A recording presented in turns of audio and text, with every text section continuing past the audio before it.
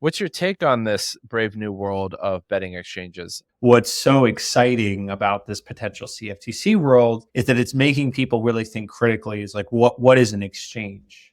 And an exchange is a technology platform. That's what it is. It's not a single UI. It's not a way of thinking about betting. The Business of Betting podcast is presented by Optimove, the #1 CRM marketing solution for the iGaming industry. 4 out of the top 5 US operators personalize player experiences with Optimove, the #1 CRM marketing solution for the iGaming industry. Learn more about Optimove by requesting a demo at optimove.com/businessofbetting. And if you like what you see, you will get your first month free.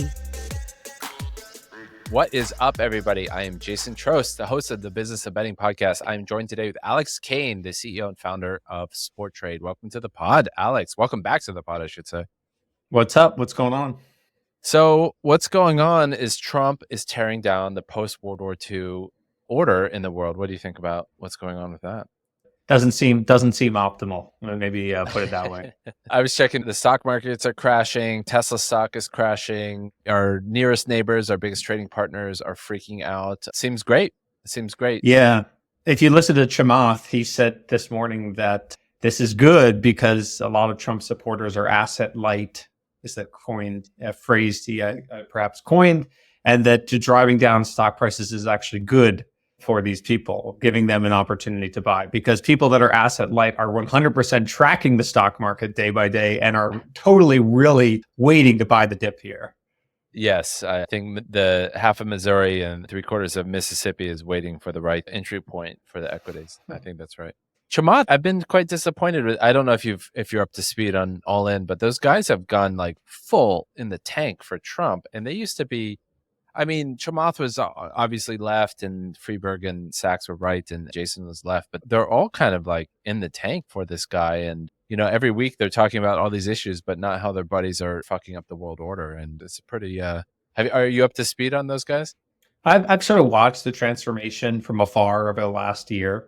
And I would say I'm very much in the middle. You and I have spoken about this. I think there's some things that Trump have done that have been great, you know, at least directionally. And I think some things that have been disastrous. But I'm not a politician and I'm not an expert, but I would suppose that like we probably want to not be on the side of Russia on certain things. And maybe that's an area where he's not doing so well. But directionally, the concept of the Department of Government Efficiency, maybe not in practice, but the concept is a good concept, right, Jason? Like you run a business and I run a business. And sometimes you have to just understand, like, are all these resources needed? And you have to make tough decisions, and it sucks. And people's lives get messed up as a result. And it's horrible. But, you know, you have to do best with the money that you've been endowed with. So I'm kind of in the middle. But I really don't like when we sort of blow up the world order stuff. That stuff just doesn't seem optimal. I saw Doge tweet yesterday saying they saved like, you know, $1 million on like Slack subscriptions or something. And it's like, well done. You know, what Freeberg, I will give Freeberg a lot of credit for. I've always been I guess an Alexander Hamiltonian in the sense that a growing deficit, as long as it's managed properly, is the right way to manage the country. You get to invest and grow. But Freeberg's been pretty vocal about we're ahead of our skis in terms of, you know, deficit spending. And somebody on a podcast I was listening to today said it's the first time that our interest payments are bigger than our defense spending, which is kind of a red flag. So I'm totally on board that we're fiscally unhealthy and we need, you know, our budget is around $7 trillion a year and our receipts are about $5 trillion a year. We need to save $2 trillion a year. So I'm all for that. But the problem I have is the Trump administration is not having the serious conversation of, you know, entitlements, Social Security, Medicare, Medicaid is where the lion's share of the money is. You know, even the Defense Department is like 12, 15% of their overall budget. And so you have Elon saying we're going to cut US aid, which represents like fucking 1% of the budget, making it seem like he's some hero that can just like red pen this away. And they're not having the serious adult conversation. They're doing the stupid shit in public. They're not doing the important shit in public, which is we got to talk about the big ticket items, which nobody wants to talk about because it's politically suicide. So I think they're being cowards and ineffective and, you know, going on and tweeting about saving $2 million on Slack subscriptions I mean, great. I'm glad they did it. Let's do it. But it's like we're talking a $7 trillion budget here. We need to save $2 trillion. Like, you guys need to get serious. I think the Republicans are really going to fuck up this budget process. The government's probably going to get shut down because the Democrats are going to be like, we're not playing along with your shenanigans. And the Republicans, if you listen to what they have to say, still do not have a serious policy on how they're going to cut the budget, other than like hand wavy, we're going to cut the budget. Sorry, I'm on one of my Trump rants. I try not to do it too many podcasts. I think it's tough being a politician. I mean, you watch it and you're just like, either side you're on, you can't be open and honest. Like, open and honest people grow and they make mistakes and they admit and they learn from those things. And I think to be an effective politician, you have to appear bulletproof. I was even watching some of JD Vance's stuff the other night. He was on an interview with Sean Hannity, and it's like some of the stuff, like, I know in his heart of hearts, he's like, yeah, Trump shouldn't have done this. He shouldn't have litigated this whole, Ukraine thing on national TV, but like, he can't say that. And unfortunately, you lose a lot of like honesty currency with the people like myself who are like, oh, come on, like, can't you just like be a straight shooter? And like, some things are great, some things were like horrible. We can't live in a world where like the first 90 days have been amazing and historic and nothing's gone wrong and it's been perfect. And this person's like, we're already carving him out on Mount Rushmore for the 5th spot. Like, come on. Like, it's just like, I don't know. That's where I just like stop watching all the CNN and Fox News. I just can't do it, because you just have to be a very singularly minded type of person to be successful in the political arena. And it's a very intellectually dishonest profession, I think, in a lot of ways, because that's what people want to watch, right? They want to support someone that is infallible and is always correct and is the leader, and someone that's honest and open and transparent and learns from their mistakes is not the qualities that American people are looking for. Well, I think that's how the Republican Party is a cult, when nobody can criticize their leader. Like, nobody criticizes Trump ever, to his face, behind his back, like on Fox News. Like, he's really gotten everybody being loyal and bending the knee, and it's emperor has no clothes kind of situation. I think China, Xi Jinping has been famous for getting all the people around him that could tell him no, or to give him competing information, or Putin for that matter. A lot of these strong men just want yes men around them, and ultimately you're going to make horrible decisions when you're around yes men all the time. So, like, not only is it creepy when JD Vance dresses down Zelensky in the Oval Office, it's stupid because you need people around you who are going to be like, no, that's a bad idea, to make the right decision. Totally. Anyway, sports betting, huh? Now for a new topic. I could go on and on about Trump, but anyway, so sports betting. So what I wanted to kind of talk to you about is this, we're kind of like the old guard in the old betting exchange world, and there's a new guard that's kind of come around, and kind of wanted to get your take on it. The sort of the polymarket, Kalshi, CFTC, not CFTC view of prediction markets. I mean, Kalshi and polymarket were really hard to miss, especially around the election. Polymarket famously kind of skirts the law and kind of does whatever it wants and runs everything through the Bahamas or wherever it goes, and really doesn't do any KYC or follow any regulation. And Kalshi took the opposite path, where it kind of went straight through the door with the CFTC, got regulated. What's your take on this brave new world of betting exchanges vis-a-vis polymarket and Kalshi? I think there's a lot of directionally great things. I think, a lot of, and you've been saying this for a while, I think a lot of naysayers for exchanges, they either do zero work, they Google betting exchanges, see Betfair, and then they sort of recite the talking points to you. Or maybe they go a level deeper and they actually like look at Betfair as a UI and think that that's what an exchange is. It's a singular user experience. And I think what's so exciting about this potential CFTC world is that it's making people really think critically. Is like, what is an exchange? And an exchange is a technology platform. That's what it is. It's not a single UI. It's not a way of thinking about betting. It would kind of be like saying that, like, if there was a singular UI that NASDAQ first used for its market operators, for its exchange, that is the stock exchange. No. That's not the stock exchange. That's one singular out of thousands of viewpoints or entry points or user experiences or UXs into this massive marketplace that benefits from immense scale. And so the CFTC sort of approach is potentially incredibly exciting, because you're going to start to see, Robin had already announced, Webull, all these traditional discount brokerages, plus maybe even sports books, plus maybe even the prediction markets themselves with their own UI, plus anyone else can build a skin into this system, right? And every single user is going to have a very different reason why they want to use it, for price, for consistency, for size, to trade in and out of the games. And we're going to sort of graduate from this very tunnel vision, like the Betfair exchange, like that's exchange wagering. And since I don't understand that, other people don't understand that, and it will never work, into making the naysayers really think, like, oh crap, this could work, because, Robinhood's going to have a different UI, then Webull is going to have a different UI, then DraftKings is going to have a different UI, than the NBA if they have a brokerage. And so those things are very, very exciting. I think the flip side to that is, what is the legal footing of this, and how is it going to shake out, and how can we create an open and competitive market? Because, in the US exchange world, I believe there's 13 lit exchanges, right? There's not one. And that competition is really, really important. Do you mean 13 like CFTC license exchanges? I'm just sort of drawing the corollary. Like in the CFTC world, you really have kind of 1.5, maybe like one full prediction market right now, that is Kalshi. ForecastX, right, which is Thomas Petterfy's DCM, did that, and Robinhood routed to them for the election. But you really only have one venue. In the US stock market, you have 13 venues that all list, for the most part, the same thing. And there's a really open and competitive environment, and that's good.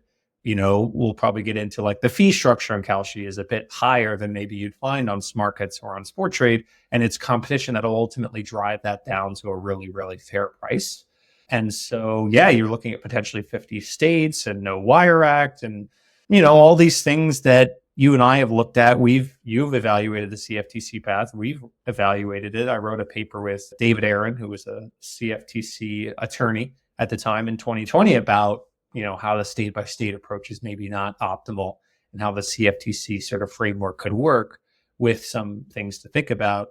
And so, that's something I think we have to unwind as an industry and say, how do we create level, even playing fields so that Smarkets can go and apply for a DCM license, or Sportrade, or so on and so forth, because that is actually a core principle of the CFTC, right? Is open competition. Are you guys looking at doing a DCM, DCO application and going down that path?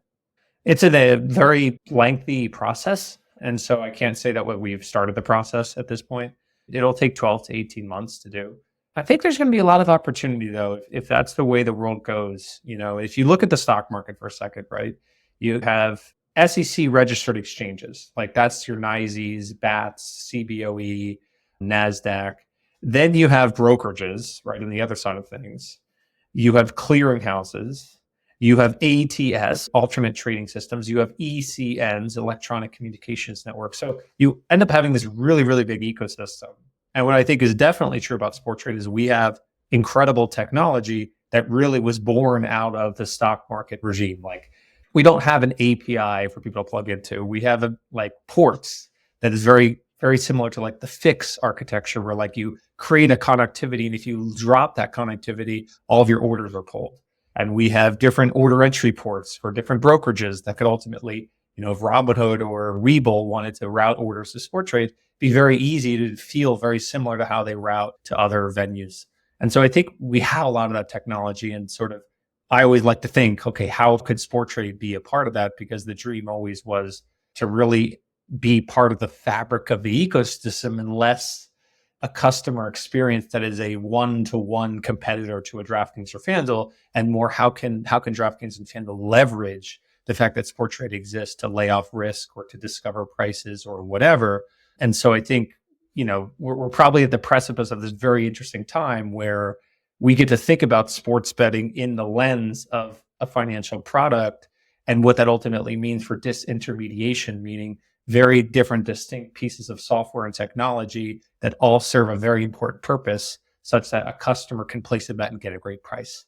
On your system and on my system, it all happens in one vertically integrated thing. But in the stock market, you have Robinhood, and then you have maybe an ATS, and then you have a wholesaler, and then you have an exchange, you maybe have an ECN. If that's going to get replicated over sports betting, I think there's going to be plenty of opportunity for everybody. Do you see that ECN, ATS exchange world mapping to sports betting? I think I would need to know a bit more about like what is and isn't allowed in DCM.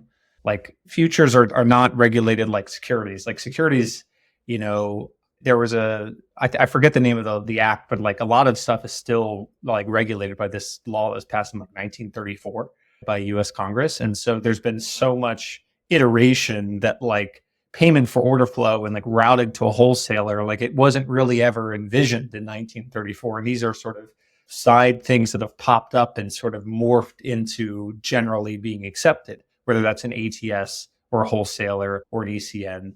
Really, the idea was that we would have like brokers and a stock exchange, right? And it's way more complex now. So I think sports betting could follow something similar, right? Where if you're DraftKings and you want to route orders, maybe you want a wholesaler to sit in the middle where you can pass a counterparty ID and say, hey, it's this person.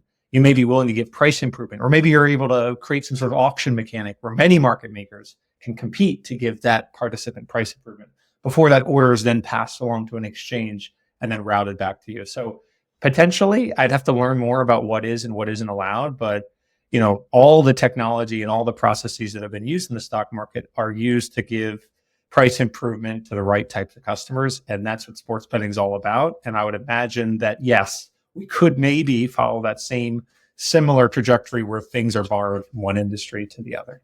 My take on it is even though I use finance sort of as my North Star about where sports betting should go, I think there's a lot of key differences. Like, for example, if you want to trade Tesla stock, the order book is the same today, it's the same tomorrow, and it's going to be the same next week. And you just have to, there's places to get clean data. The order book stays static, like the ticker is always the same. But if you map that to sports betting, there's tens of thousands of different permutations every day that kind of get rolled over. And a lot of the things that I think create the environment where stock trading can be liquid and deep and all that kind of stuff, it's because it doesn't change very much. There's 4,000 listed stocks in the United States, give or take. And, I think on Smarkets, we have on any given day, like 50,000 equivalent order books that people can buy and sell and trade. So there's an order of magnitude more contracts or more tickers, if you like, on a betting exchange. Not only that, but they change after the game. It's a whole new set of tickers. So I think that's one of the biggest ways that the information falls down. And I guess you could solve this with better technology, but there isn't really like a Bloomberg or Reuters or somebody that has this sort of like gold standard repository of sports data. Like, the data is incredibly messy. And I also think, lastly, that if you were to go through all this and make it more efficient, like, I think all the existing sports books would go out of business because they wouldn't know what to do with themselves. They're essentially marketing companies that, cosplay as bookmakers on the side, and they wouldn't be able to make money because they're not built like that. They're built on these sort of very top heavy, infrastructure heavy, bonus heavy vehicles, and they're not these kind of asset light tech companies that can deliver good prices to people. Yeah, I think the interesting thing about it is we may be entering a world where there's like two forms of sports betting. Like, there's the exchange listed form of sports betting, and we'll wait to see what the CFTC ultimately allows. And maybe they change Rule 40.11, which has that famous, sentence like no assassination, war, gaming, blah, blah, blah, and public, contrary to public interest. And then you're going to have the state regulated sports betting. And so what's really interesting to me is that there's no rule that says that DraftKings can't get an FCM license, right? FCM means futures commission merchant, means you're the broker, means you hold customer funds and you route orders, you don't execute orders. You may be a clearing member of a DCO, which allows, makes this structure a lot simpler, but from the customer's perspective, they feel like they're placing a bet on DraftKings. So what is truly preventing DraftKings and FanDuel from going and getting an FCM license?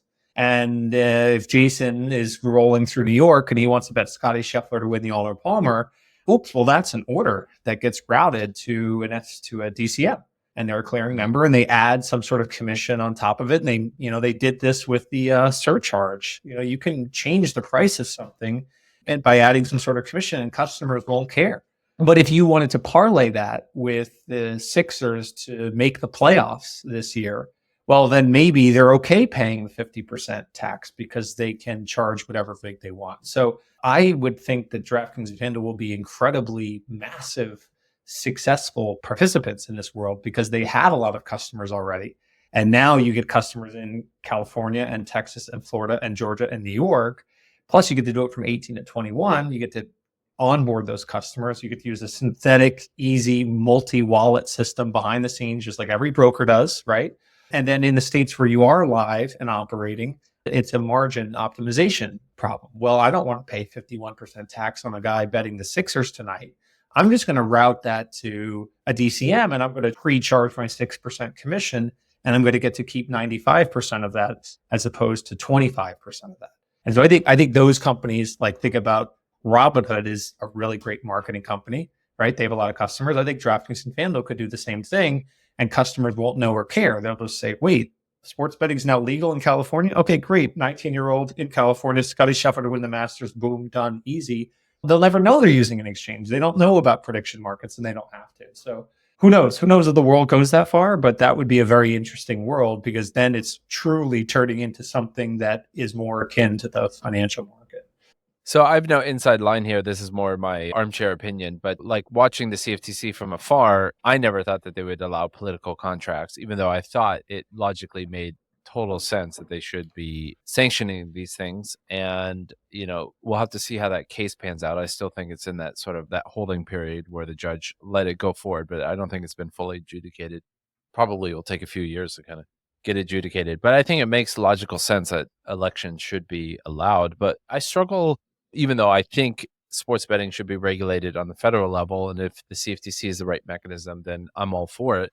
But I feel like it doesn't really pass I don't know if the sniff test is the right way to think about it, but it just feels kind of wrong for sports contracts to be sitting alongside the CFTC. So I feel like even with this sort of maybe this new administration's approach to regulation and shutting the government down, maybe there'll be nobody in the government to say no. Who knows? But I still feel like it's a tall order to get the CFTC to sanction sports betting contracts. Where do you sit on that? Do you think that they're going to sanction these things? I think, dating back to this, I met this lawyer in 2019 and we spoke a bunch. And I was talking about how similar we were to a futures product, like we're a prediction market, just like Smarkets. You guys are a prediction market. You operate the exact same way Kalshi does. And that he said, well, no, getting a DCM license, Alex, it's not like sports betting, man. It's no joke. And I'm like, try me. How much would it cost? And he's like, $1 million. I'm like, and how long would it take? And he's like, a year. I'm like, okay. To get a license in Pennsylvania takes 1 year and $10 million. And his jaw dropped to the floor. And so the point, this sort of argument is, I think we have to leave this world of what do the rules currently say and what is it currently allowed for, and zoom back at 30,000 feet and ask ourselves, think about your business, Jason, a prediction market. Have states created a framework that allows you to offer a fair product to customers? 100% no. 100% no. Okay. Is trading on or betting on Scottie Scheffler to win the Masters the same thing as spinning a roulette wheel? No. Okay. Don't you think that potentially state regulators are best equipped to regulate slot machines and roulette wheels? Many of these gaming commissions, that's exactly what their mandate was. And when states legalized sports betting in a rush, they just threw it at them, or even worse, threw it at lotteries. So if we zoom out, we start to think about how can we create a very fair, open, transparent market for consumers? The states had a chance. They could have created, we've tried, prediction market licenses, no market access fees, but they've created this system where it's so onerous, it's so costly. We have to pay casinos, racetracks, teams millions of dollars. The entire system is built as if you're operating an online casino. And we've always been, and Smarkets has always been, that square peg into a round hole. It doesn't work. It doesn't fit. And perhaps one world is where the regulators could have adapted to that and said, you know what? Yes, Smarkets shouldn't have to pay a casino $2 million. It's just an exchange. How does that work? Well, they didn't do that, right? And so I think what the CFTC or what the industry could generally say is states had a chance to create a fair and open market. All the core principles that CFTC cares about: transparency, fairness, efficiency. States have gone the other way. Tennessee has said, if you don't hold 10%, we're going to fine you. Think about that. Think about if the SEC said to NASDAQ, if you don't charge X commission, we will fine you. I mean, it's like the way states have currently thought about sports betting is the next iteration. It's a casinofication of the next thing. And that's not what Smarkets is. Smarkets is like an open, I can go in midpoint on everything in the Masters and pay 2% commission after it all and bet for the rest of my life and lose 0.1% of my money. That is so transformationally different than if I go on DraftKings or FanDuel and log in and do a 6-leg parlay. I'll lose more in that one bet than I'll ever lose in my life playing on Smarkets. They're different products. And so I think if we zoom out at 30,000 feet, the argument should be less, how does this fit in the current statute and the current regs? And more look at companies like Sportrade and Smarkets and Profit and Novig and Kalshi and Polymarket and saying, how do we create a construct where we can create a very fair, open, and transparent market? Because if we can do that, customers are protected. They're protected by competition. They're protected by transparency. They can choose their own price. I think it's more of a long shot, but I think if you want to appeal to the potential new director or commissioner Quintens, like that's going to be something that could play better with him, because he's going to look at it and be like, yeah, you know what? That's crazy. This state doesn't even allow you to operate. This state, like we're in Iowa, Iowa still doesn't allow customers to place limit orders. Think about how antithetical that is to competition, right? But it's not the regulator's fault. I think you could honestly say that they're not designed to regulate this. And so that's my view, is like, you're right. As I currently read it, these things feel close to gaming. And so potentially that needs to be altered, where we can further define gaming as like going to a casino and putting $20 on black, or going on DraftKings and loading up a 9-leg parlay and paying 40% margin, because that's what you're doing. But when you go and you open a position or you place a bid on Scottie Scheffler to win the Masters, that's not gaming in the same way. And so I don't know. That's my view. And you know me, I'm a Puritan. I envision a world where the cost of a sports bet is close to zero. It's a totally different industry than like anyone that's listening right now is cramming their brain of like, how does this thing make money? And the answer is like, stop thinking about how to, beat customers over the head and start thinking about how to create a fair, open, transparent market, because that's what we want to create. And so it's going to be very interesting to see how this plays out. And I think the sort of ironic reality is like that potentially the DraftKings and FanDuels of the world will actually support this, because they view it as a way to introduce what they call sports betting to more customers that are 18 and 21, and to customers that are in states that they don't currently have a license. And so that could be a very potent combination that leaves the Caesars and the MGM on the outside looking in, where the CFTC says to New York, do you have any riposte to what Alex or Jason just said? Like, you charge $25 million, $5 million a year just to pay for the servers, 51% tax. Like, you didn't create an environment where these things how could you possibly be upset? You did not create you failed to create an open and competitive environment for those that want to do it this way. So I don't want to hear it. So that could potentially happen. What do you think about that? I want to jump in this painting that you're with your brush. I mean, it sounds like a lovely place to be. I mean, I agree with everything you said. It's like, I think you kind of run into the wall of reality, though, and a lot of people are going to smack it down for various reasons. I don't know if you caught the Bill Pascrell episode or not, but he was one of the people that helped pass sports betting in New Jersey. And it was just sort of the political reality on the ground was that you had to pay tribute to the existing casinos, racetracks in New Jersey, and to boot a quite expensive tribute. And he just said that was kind of the political reality. And I think there's a lot of political realities in there that are unfortunate, that, people think about sports betting like it's a roulette wheel, like it should be regulated like a slot machine with a random number generator and things like that. I think it's an interesting take on why the CFTC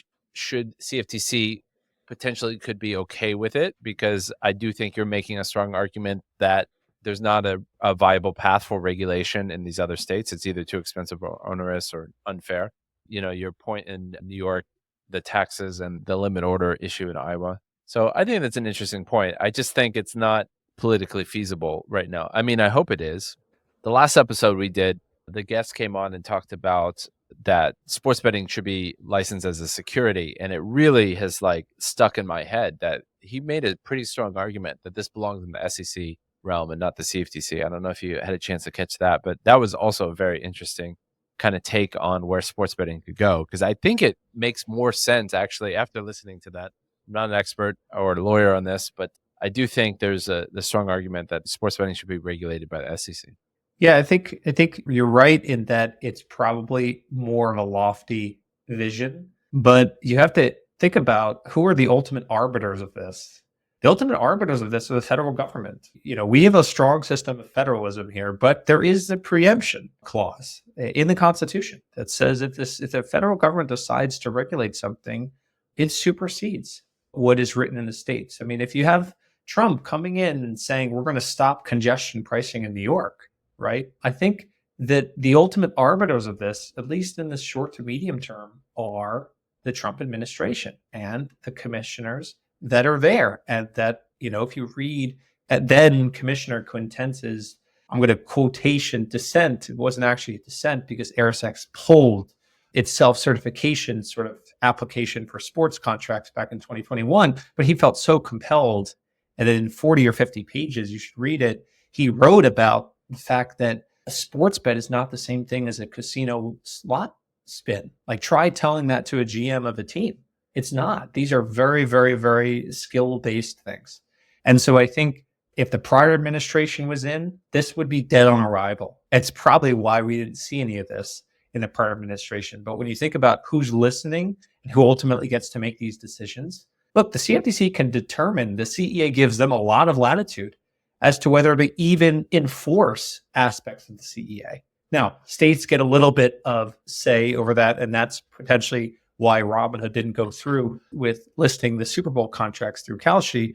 But the CFTC has a wide latitude. So one of the decisions they may make is to simply not enforce.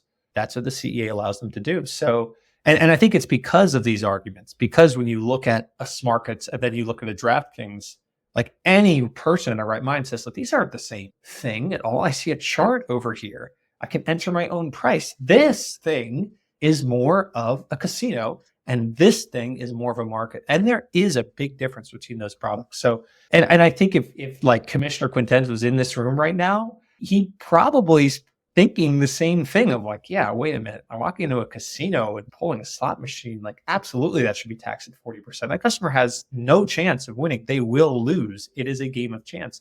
Versus, like, maybe you have an edge on Scotty Scheffler and he looks good in practice and you want to buy him at 19% to win the Arnold Palmer because you have an edge. That is so different. So we'll see. They're going to have these roundtables. I think this could get litigated. I think some of the states are going to come out against it. But at the end of the day, in these first 90 days or whatever, first 60 days of the Trump presidency, they haven't been exactly partial to the feedback that states have given them on any issue. And I don't think that this would be an issue that would check that box either. Great. Well, thanks for stopping by, sharing your opinion. And I love the world that you're painting. So I hope some of this comes to fruition, and fingers crossed that things move the right way for regulation of prediction markets. Thanks so much for having me. All right. Well, all the best, Alex. Cheers. Thank you.